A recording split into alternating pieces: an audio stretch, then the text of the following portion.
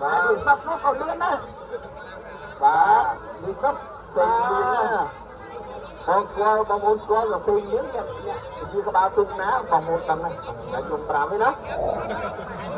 ឡូវនេះតាមពីគួយបាទពីគួយទូបីបានស្រស់លេងលុយបន្តិចទេ52ជើងលេងលុយចុយទៅនេះវាផ្សាយនេះជើងបារមីមកទឹកខ្លាមកទឹកខ្លាបាទខាងថៃទុករេទៅនេះភ្នំពេញខែទឹកខាងក្រៅទុកសមានជ័យបារមីលោកតាឯកបាទគាត់ព្រៀបតាឯកបាទជាមួយជាមួយគាត់បាទក្រុងអរិយសពយ៉ាងម៉េចហើយចាំមើលគូនេះ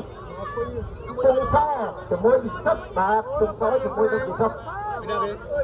បាទលើទុំសនេះឯងខាងពណ៌លឿងបាទជាមួយល្អណាស់នៅខាងក្នុងទៅក្នុងនេះឥឡូវបដូរខ្សែទឹកបាទបដូរខ្សែទឹកឡើងកំងតើខាងបដូរនេះណាអូដាច់បាត់ហើយបាទបាច់ឆ្ងាយណាស់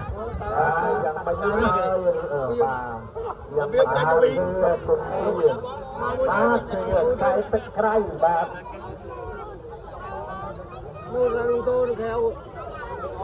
បាទលើឃើញហើយអត់ទុំសមានជ័យបារមីលោកតាឯងនៅតែធ្វើបានល្អបាទកំពុងតែរំលឹកដាច់លើទឹកគង់មានវាតែជ័យបារមីវត្តខ្មា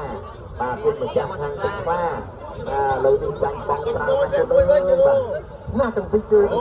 បាទដល់ទៅពុតណាស់ទាំងពីរបាទជាមួយនេះក៏សូមខែប្រគុណដល់លោកអ៊ុំសុស្រីដែលជាមេឃុំគុំស្រីសុស្រីស្រីគ្រូបាទស្រីបាទឧបត្ថម្ភថវិកាជុំ$100មួយខ្ញុំលោកគ្រូបាទសូមថ្លែងប្រគុណដល់លោកពិគុំទទួលបាននូវសុខភាពល្អ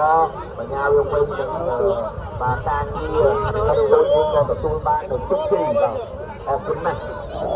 ឥឡូវនេះមកដល់គូផ្គររត់ហើយយ៉ាងម៉េចទៅហើយគូទី18